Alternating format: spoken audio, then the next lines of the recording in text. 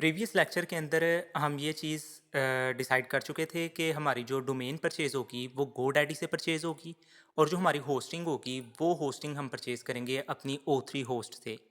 चूँकि इनके पैकेजेस बहुत ज़्यादा अफोर्डेबल और इनकी जो सर्विसेज हैं वो बहुत ज़्यादा अच्छी हैं, तो मैं बगैर वक्त ज़ाया किए मैं आपको होस्टिंग परचेज़ करने का पूरा मेथड इस वीडियो के अंदर बताऊंगा। और फिर नेक्स्ट लेक्चर के अंदर हम इंशाल्लाह डोमेन और जो होस्टिंग होगी इन दोनों को किस तरह से कनेक्ट करना है और इसी होस्टिंग के ऊपर आप एक क्लिक के अंदर अपना जो वर्डप्रेस है उसको किस तरह से इंस्टॉल करेंगे और फर्दर आप बहुत ईजी तरीके से बहुत आसानी से अपनी वेबसाइट को डेवलप कर पाएंगे। तो सबसे पहले चलते हैं हम अपनी होस्टिंग की तरफ। मैं आपको ये स्टार्टर पैकेज जो है इसका वो परचेज़ करना सिखाता हूँ। यहाँ पे चलते हैं, हम ऑर्डर नाउ पे जाएंगे। देखें अभी फ़िलहाल जो बात मैं आपको बताऊं कि मैं यहाँ पे इसको चूज़ कर लेता हूँ। हमने चूँकि हो जो हमारी डोमेन है वो गोडैडी से परचेज़ कर दी है, तो मैं यहाँ पे कह लेता हूँ कि I will use my existing domain. यहाँ पे मैं कोई भी एक डोमेन एंटर कर देता हूँ, फॉर एग्ज़ाम्पल मैं ये एंटर कर देता हूँ, ठीक है। और यहाँ पे डॉट कॉम मैं एंटर कर देता हूँ कि मेरी जो आगे जो आपकी एक्सटेंशन है ना, डॉट कॉम डोमेन है, डॉट पी के है, वो भी आपने दुरुस्त लिखनी है।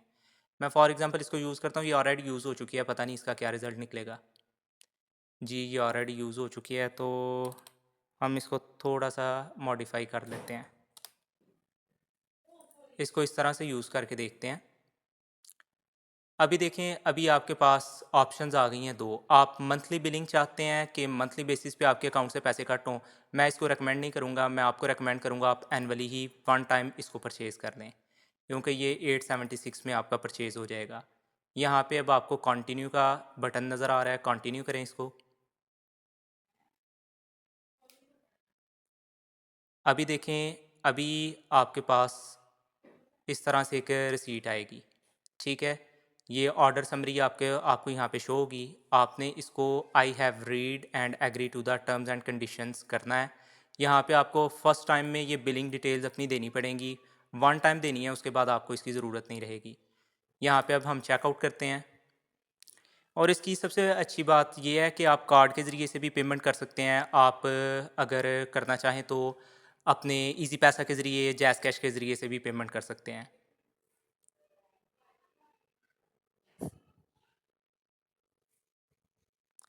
जी, ये हमारा पे नाउ पे हम क्लिक करेंगे, ऑटोमेटिक इसने हमें रीडायरेक्ट कर दिया है। देखें यहाँ पे मैंने जैसे कि आपको बताया कि आप कार्ड के ज़रिए से भी पेमेंट कर सकते हैं और इजी पैसा वॉलेट्स के ज़रिए भी।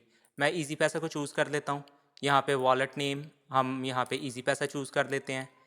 यहाँ पे हमारा जो मोबाइल नंबर है जो इजी पैसा पे आपका होगा, आपने वो एंटर कर देना है, ठीक है। अब हम करते हैं मेक पेमेंट।